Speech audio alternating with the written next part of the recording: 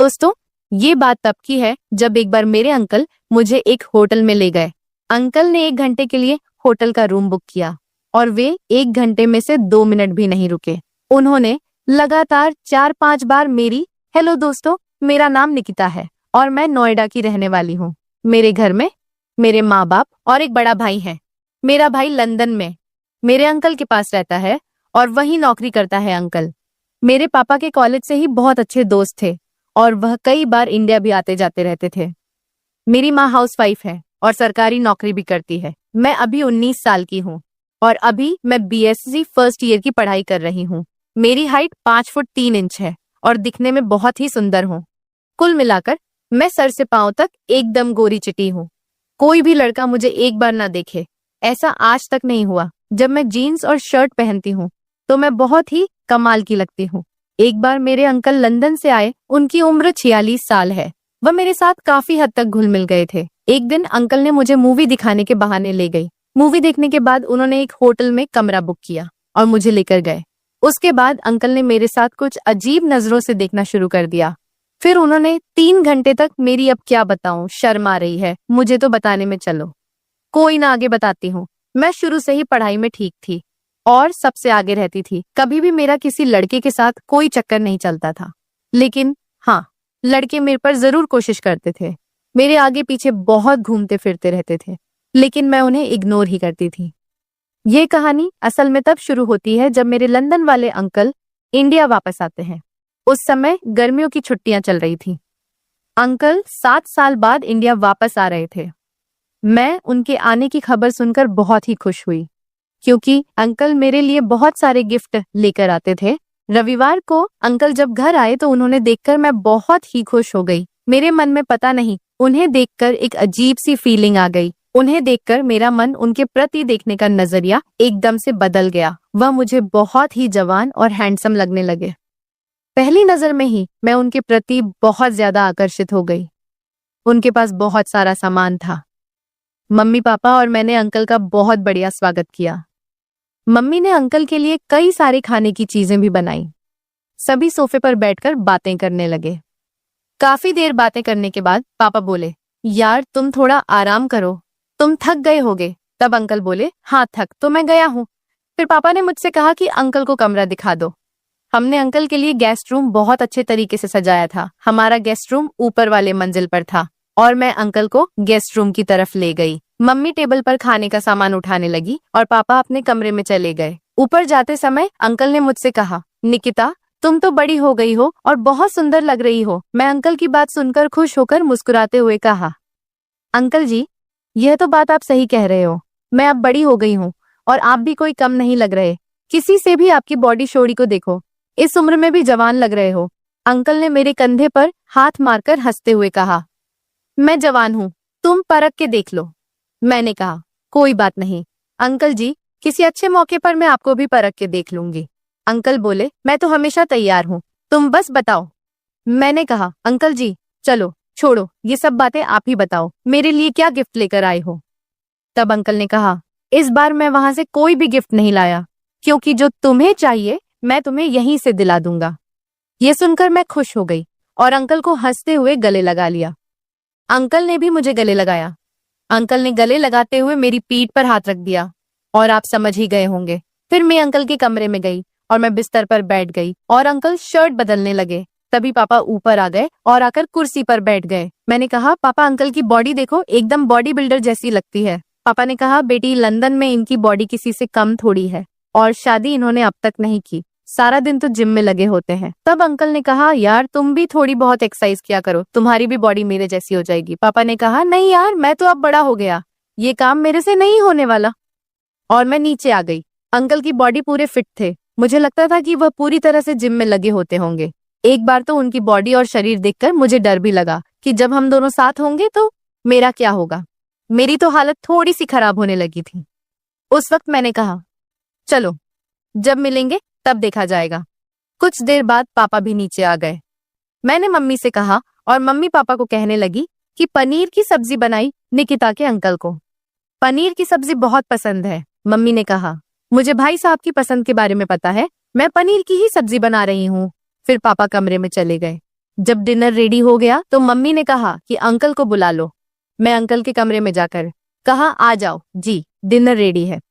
जब मैं वहां से वापस आने लगी तो अंकल ने मेरा हाथ पकड़ लिया और मुझे अपने करीब खींच लिया। मैंने कहा, इतना लालच भी ना करो अंकल जी, यहाँ नहीं, बहुत रिस्क है, कोई देख लेगा, जैसे ही फ्री टाइम मिले ये सब तब। फिर इस बार अंकल ने हंसकर कहा, कोई बात नहीं, आगे बनाते प्लान। फिर फ्री टाइम का। फिर मैं भी हंस पड़ी। हम दोनों नीचे आ गए। डिनर करने के बाद पापा, मम्मी और अंकल काफी देर तक बातें करते रहे। अंकल उन्हें अपने लंदन की बातें बता रहे थे और मैं बोर होकर अपने कमरे में सोने चली गई। सुबह मम्मी ने आकर जगाया तो मैंने कहा, मम्मी मुझे थोड़ी देर और सोने दो। मम्मी ने कहा, थोड़ी देर में तेरे पापा ऑफिस चले जाएंगे और तुम अंकल को शहर घुमाने ले जाना, नहीं तो यहाँ सारा दिन बोर हो जाएंगे। मैंने कहा, ठीक है, घुमा लाऊंगी शहर। मैं उठकर रेडी होने लगी। मैंने एक ड्रेस पहना। जब मैं खाना खाने के लिए जाने लगी तो अंकल ने कहा, खाना तो हम बाहर ही खाएंगे। मैंने कहा, ठीक है। फिर अंकल और मैं बाहर चले गए। मैंने पूछा, हाँ जी बताओ जनाब, पहले कहाँ जाना है? अंकल ने कहा, पहले तो खाना खाने जाते हैं। मैंने कहा, ठीक है। फिर हम सीधे बस पकड़कर एक अच्छे से रेस्टोरेंट में गए। वहां हमने खाना खाया और फिर हम एक पार्क में चले गए। वहां पार्क में हर तरफ कपल ही कपल नजर आ रहे थे। फिर अंकल बोले, क्या सोच रही हो? मैंने कहा, कुछ नहीं अंकल जी। तो अंकल बोले, कोई बात नहीं, हम भी एक कपल ही हैं। फिर क्या हुआ? तुम मुझसे थोड़ी सी छोटी हो, पर चल जाएगा। मैंने हंसकर कहा, हाँ यह तो है। इसके बाद अंकल बोले, आज मैं तुम्हें शॉपिंग करवा कर लाऊंगा, बढ़िया बढ़िया शर्ट और जीन्स दला कर लाऊंगा। फिर हम एक बड़े से मॉल में चले गए। वहां अंकल ने मुझसे कहा, जो तुम्हें बढ़िया लगता है वह खरीद लो। मैंने टी शर्ट और जीन्स सिलेक्ट की और चेंज करके भी देखा। सारे मुझे पसंद आ रही थी। मैं उस समय बहुत ही खूबसूरत लग रही थी। जब मैं शर्ट और जीन्स चेंज करके आ रही थी तो अंकल मुझे बड़ी गौर से देख रहे थे। पाँव से लेकर ऊपर तक मुझे समझ आ गया था कि उनकी नजर कहाँ जा रही है। मैं भी उन्हें देखकर बार बार हंस रही थी। इसके बाद अंकल को पापा का फोन आया। वह हमें घर आने के लिए कह रहे थे। मैं अंकल से नाराज होकर बोली, अंकल अब तो मजा आने लगा था और अब हमें घर जाना पड़ेगा। अंकल कहने लगे, गुस्सा क्यों कर रही हो, मैं अभी 20 दिन यहीं हूँ, तुम्हें पूरे नजारे दूंगा, टेंशन मत लो, कल फिर आ जाएंगे। मैं खुश हो गई और अंकल के साथ घर चली गई। घर जाकर मैंने मम्मी को सारे कपड़े दिखाए तो मम्मी कहने लगी, कपड़ों पर इतना खर्चा करने की क्या जरूरत थी? अंकल ने कहा, क्या हुआ, इस बार मैं लंदन से कुछ नहीं लाया निकिता के लिए, तो मैंने यहीं शॉपिंग करा दी। इसके बाद पापा और अंकल अपनी महफिल सजाने के लिए छत पर चले गए। अगले दिन मैं और अंकल घूमने के लिए फिर से चल पड़े। आज हम एक बढ़िया सी मूवी देखने गए तो अंकल बहाने से जब हंसने वाला सीन आता तो मेरे गले में अपनी बाहें डाल लेते और मेरे हाथों में हाथ फेरते रहते। मुझे अंकल का ऐसा करना बहुत अच्छा लग रहा था। मुझे अंकल के साथ बहुत अच्छा फील हो रहा था। ऐसा लग रहा था कि जैसे अपना अपना जुड़ाव हो रहा हो। इसके बाद अंकल मुझे होटल में लेकर गए। मैंने पूछा, होटल में क्यों जा रहे हो? तो बोले, तुम ही तो कह रही थी कि खुला जैसा टाइम मिलना चाहिए। फिर खुला समय तो होटल में ही मिलेगा और हमें थोड़ा सा टाइम भी मिलेगा। मैंने कहा, अंकल जी आप प्लान बहुत बढ़िया बनाते हो, कोई भी शक नहीं करेगा कि हम घूमने गए हैं। मैंने हंसते हुए कहा, अंकल जी आप बहुत होशियार हो। अंकल बोले, चल अब टाइम वेस्ट ना कर। हम एक अच्छे से होटल में पहुंचे और अब एक कमरा बुक किया। कमरा बहुत ही बड़ा था और वहां एक टीवी था, बेड पूरा आरामदायक था। वहां बैठकर बहुत अच्छा लग रहा था। इसके बाद अंकल ने एक पिज्जा और 2 ड्रिंक ऑनलाइन ऑर्डर की। पिज्जा खाने के बाद अंकल ने मेरी बातें सुनते हुए कहा, अब मूड ठीक है निकिता? मैंने कहा, अंकल जी मेरा मूड तो पहले दिन से ही ठीक है, जब से आपको देखा है। बस अब देर ना करो, जल्दी जल्दी जो करना। उसके बाद अंकल ने बिना देरी किए जो करना था वह शुरू कर दिया। अंकल वास्तव में बहुत ही फिट थे, उनमें बहुत ताकत थी। हम होटल में 3 घंटे तक रुके थे और उन घंटे में से अंकल ने 2 मिनट भी आराम नहीं किया। मुझे नहीं पता उन्होंने क्या खाया था। मेरी हालत तो ऐसी थी कि मैं क्या बताऊं। बहुत बुरा लग रहा था। अंकल ने मुझे बोलने लायक ही नहीं छोड़ा। मन ही मन में अंकल को ऐसी बातें बता रही थी, पर बात करने से ज्यादा मुझे अच्छा लग रहा था। सब कुछ क्लियर होने के बाद हम घर चले गए। उसके बाद तो हमारा घर में ही चलता रहा। अंकल चोरी चोरी रात को मेरे कमरे में आ जाते। कभी कभी मैं उनके कमरे में चली जाती थी। कोई भी दिन ऐसा नहीं था जिस दिन मैं या अंकल मेरे कमरे में नहीं आते थे। मैंने उनके साथ 20 दिन बहुत अच्छे गुजारे। 20 दिन अंकल के साथ कैसे बीत गए पता ही नहीं चला। हमने बहुत आनंद लिया। मुझे अंकल के साथ बहुत अच्छा लग रहा था और यह दिन मैं कभी नहीं भूल सकती।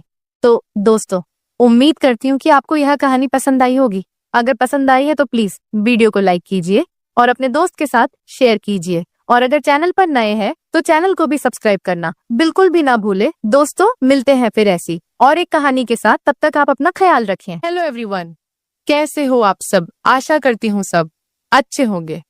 ये कहानी प्रमोद और प्रमोद भाई भाभी की है, जो कि एक सच्ची घटना पर आधारित है। प्रमोद कहता, एक दिन सुबह का समय था। भाई काम पर गया था और भाभी ने मुझे नाश्ता दिया और कहा मैं नहाकर आती हूँ। और तब तक मैंने नाश्ता कर लिया था और फिर मैं टेलीविजन देखने बैठ गया। तभी भाभी ने मुझे आवाज दी, प्रमोद मेरे कपड़े दे दो। मैंने उधर टेबल पर रखे हैं। ये सुन के मैंने भाभी की ड्रेस उठाई और तभी फिर से बोली, प्रमोद वहां मेरे अंदर के कपड़े भी थे। ये सुन के मैं उस वक्त थोड़ा असमंजस में पड़ गया, लेकिन भाभी को कपड़े देते समय मैं सावधान था, क्योंकि भाभी का सम्मान करना भी जरूरी था। बल्कि मैं थोड़ा ख्यालों में खो गया। मैं भाभी को देखने लगा मानो वह मेरे सामने खड़ी हो। भाभी ने मुझे फिर आवाज दी और मैं बाथरूम की ओर दौड़कर चला गया और भाभी को कपड़े दे दिए। भाभी ने फिर से दरवाजा बंद कर दिया और मैं वहीं रुक गया। मैं दरवाजे के छेद से अंदर देखने लगा और घर में हम दोनों के सिवा और भी कोई नहीं था। बस घर में सिर्फ हम दोनों ही थे। भाभी नहा चुकी थी और अपने कपड़े बदल रही थी। मैं सिर्फ उसका पिछला हिस्सा ही देख पा रहा था। कुछ देर बाद वह बाहर आए और नमस्कार दोस्तों, में प्रमोद। यह तब की बात है जब मैं 12 साल का था। मैं बहुत छोटा था जब मैं गर्मी की छुट्टियों में भाई के पास गया था। जब मैं 10वीं क्लास में था तो मेरी भाभी थोड़ी मोटी थी, लेकिन वह बहुत ब्यूटीफुल लग रही थी। वह हर वक्त शॉर्ट कपड़े पहनती रहती थी। पूरे दिन घर पर सिर्फ मैं और मेरी भाभी ही होते थे, क्योंकि भाई काम पर जाते थे और भाभी बचपन से ही काम ज्यादा नहीं करते थे। वे मेरे बारे में सब कुछ जानती थी, तो वह मुझे अपने पास बुलाकर पकड़ लेती और गले लगा लेती। हम हर दिन ऐसा करते थे, लेकिन अब मैं थोड़ा बड़ा हो गया था और मुझे उसका पकड़ना बहुत अच्छा महसूस होता था। जब वह मुझे गले लगाती थी तो मेरा साथी बड़ा हो जाता था। फिर मैंने तुरंत ही गले लगा लिया करता था और मजे लेने लगता था। मैं एक फेस्टिवल उत्सव के लिए उनके पास गया था। कुछ दिन बीत गए थे। हर दिन सुबह के वक्त भाई काम पर जाते थे और भाभी ने मुझे नाश्ता दिया और कहा मैं नहा कर आती हूँ। तब तक मैंने नाश्ता कर लिया और टेलीविजन देखने बैठ गया। तभी भाभी ने मुझे आवाज दी, प्रमोद मेरे कपड़े दे दो।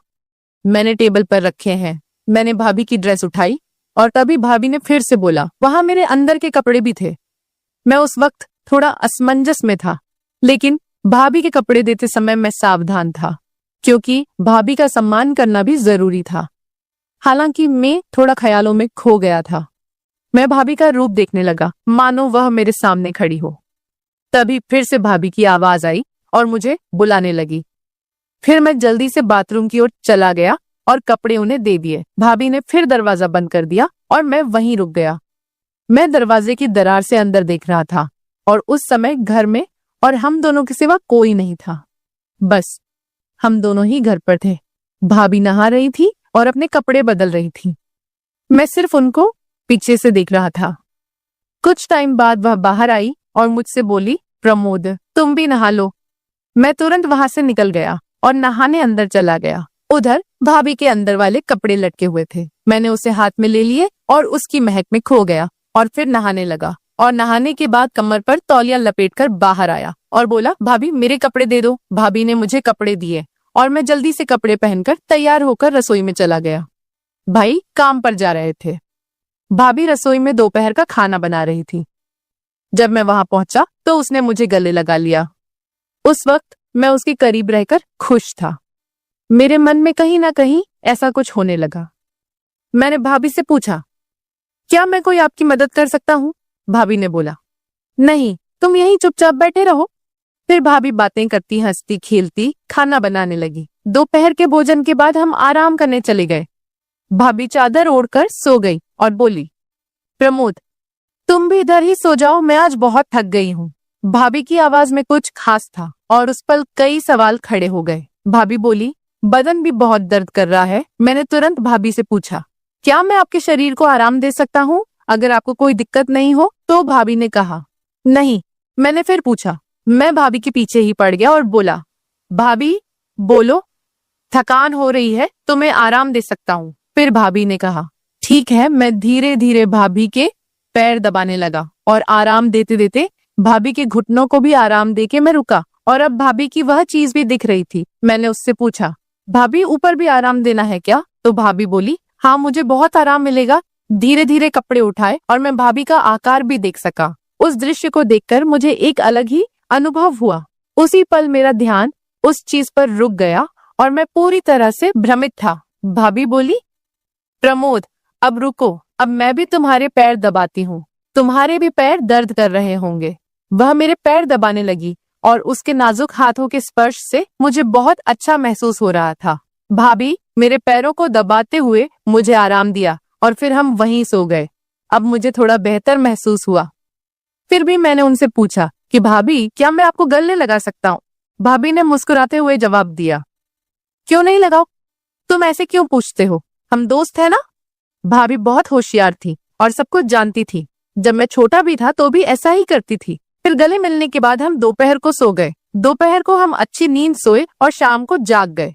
सब बातों का ध्यान रखा गया क्योंकि शाम को मेरे भैया आ रहे थे। भैया काम से आए और हमने खाना खाया। भाभी ने कुछ खास पकवान बनाए थे जिससे सबके चेहरे खिले हुए थे। वहां का पूरा माहौल खुशियों से भरा हुआ था। भाभी ने मेरे भाई के लिए बिस्तर नीचे हॉल में लगा दिया। उसके बाद मैं भाभी के साथ बिस्तर पर सो गया। चूंकि हम दोपहर में अच्छी नींद लेते थे इसीलिए हमें रात में नींद नहीं आती थी। रात के 2 बजे थे, फिर भी मुझे नींद नहीं आ रही थी। भाभी एक करवट से दूसरी करवट लेकर सो रही थी, लेकिन उन्हें भी नींद नहीं आ रही थी। कमरे में एक छोटा सा लाल बल्ब जल रहा था और बाकी कमरा अंधेरे में डूबा हुआ था। उस शांत वातावरण में हमारे मन में विचारों की लहरें दौड़ रही थी। एक दूसरे के साथ होने के कारण उस पल का रहस्य हमारे दिमाग में घूम रहा था। मैं और भाभी अंधेरे में जाग रहे थे। भाभी ने मुझसे कहा, शांत रहो प्रमोद, शोर मत करो, सुबह के 4 बजे है। और फिर वह सो गई। सुबह हम देर से उठे। भैया उसे जगाने आए और बोले, जल्दी उठो, मैं काम पर जा रहा हूँ। हम उसकी आवाज सुनकर जाग गए और कुछ ही देर में नहाकर तरोताजा हो गए। भाभी ने मेरे लिए कुछ खास व्यंजन बनाए थे ताकि हमारे दिन की शुरुआत अच्छी हो। मेरे पसंदीदा भोजन की महक ने रसोई में एक विशेष माहौल बना दिया और भाभी मुस्कुराकर मुझसे बोली, चलो अब नाश्ता कर लेते हैं। उसने मुझे चाय और नाश्ता दिया और फिर नहाने चली गई। नाश्ता करते समय मुझे वह घटनाएं याद आ रही थी और सोचा कि क्यों ना दोपहर को भाभी से इस बारे में बात की जाए। तभी भाभी ने मुझे अपने कपड़े देने के लिए बुलाया और मैं भाभी पास कपड़े ले गया और हमेशा की तरह दरवाजे की दरार से दिखा। नहाने के बाद भाभी खाना बना रही थी। मैंने उससे पूछा, भाभी खाना तैयार हुआ क्या? उन्होंने जवाब दिया, हाँ थोड़ा सा बाकी है। फिर हमने खाना खाया और आराम करने के लिए बिस्तर पर चले गए। मैं और भाभी चादर में सो गए। उन्होंने मुझे गले लगाया, मैंने भी गले लगाया। मैंने भाभी की तरफ देखा और कहा, क्या मैं एक पूछ सकता हूँ? भाभी ने सोचते हुए कहा, पूछो। मैंने आगे कहा, भाभी रात को पति पत्नी क्या करते हैं? भाभी ने मुस्कुराकर जवाब दिया, कुछ नहीं करते। फिर बोली, पति पत्नी जो करते हैं वही करते हैं। जब तुम बड़े हो जाओगे और शादी कर लोगे तब तुम्हें समझ आएगा। लेकिन फिर भी तुम्हें बताती हूँ, पति और पत्नियां वही करते हैं जो जानवर करते हैं। और मैंने कुत्ता और कुतिया को करते देखा था। और भाभी बोली, वैसा ही पति पत्नी करते हैं। मैंने उनसे पूछा, अरे भाभी यह क्या सिर्फ पति पत्नी के लिए है? भाभी जवाब दिया, नहीं, कोई भी कर सकता है, लेकिन इसे निजी रखना महत्वपूर्ण है। ये एक रहस्य है, अगर किसी को पता चल गया तो बड़ी बदनामी हो सकती है। मैंने थोड़ा आश्चर्य से पूछा, क्या ऐसा हो सकता है? उसके बाद मैंने विषय बदलते हुए कहा, भाभी क्या आज हम कोई नई चीज कर सकते हैं, क्योंकि आज मुझे नींद नहीं आ रही है। तो वो मुस्कुराकर बोली, कोई बात नहीं, चलो ऐसे ही लेटे रहते हैं। फिर हम गले मिले। मैंने उन्हें पकड़ लिया और कहा, भाभी आप भी मुझे गले लगा लो। फिर एक अनोखा जादू हुआ। उस क्षण मुझे एक अपूर्वानंद की अनुभूति हुई। हमारे हाथ एक दूसरे के चारों ओर घूम रहे थे और बीच में उन मधुर क्षणों में हमें बहुत विशेष महसूस हुआ। मेरा साथी सख्त हो रहा था और मुझे बाथरूम जाना था। मैंने भाभी से कहा, भाभी मुझे बाथरूम जाना है। भाभी ने कहा, चलो मुझे भी जाना है। हम दोनों एक साथ बाथरूम गए। फिर मैंने मन में ठान लिया कि भाभी को अपने साथी के दर्शन कराऊं। भाभी बाथरूम में जाकर बाहर आई और फिर मैं अंदर चला गया और मैं भाभी से बोला, भाभी मेरी जगह पर थोड़ा दर्द हो रहा है। उन्होंने कहा, क्या हुआ? मैंने कहा, जगह बहुत तंग है। वह बोली, ठीक है दिखा। मैंने तुरंत चेन खोल दी और अपने साथी को दिखाया। वह बोली, कहाँ दर्द होता है? मैंने कहा, आगे हल्की सी जलन होती है। उसने कहा, अरे तुमने मिर्च खाई थी क्या? फिर वह तेल लेकर आई और बोली, इससे लगाओ। मैंने कहा, तुम लगाओ, मुझे बहुत जलन हो रही है। और वह बोली, ठीक है, अच्छे से सो जाओ, फिर जलन नहीं होगी। उनकी आवाज ने मुझे शांत कर दिया। फिर मैंने कंबल लिया और मुझसे पूछा, प्रमोद, क्या तुम्हारा दर्द बंद हो गया? मैंने कहा, हाँ। फिर वह बोली, मुझे वापस से दिखाओ। मैं सीधे बिस्तर पर गया और उससे पूछा, क्या आप देखने के लिए तैयार हैं? भाभी यह देखकर खुश हो गई। मेरा साथी भाभी को पूरी तरह से साथ दे रहा था। कुछ देर बाद मेरे साथी की तबीयत खराब हुई और उल्टी हुई और भाभी यह देखकर चकित हो गई। दोस्तों, अगर आपको कहानी पसंद आए तो हमारे चैनल को सब्सक्राइब करें और आपको कहानी कैसी लगी कमेंट में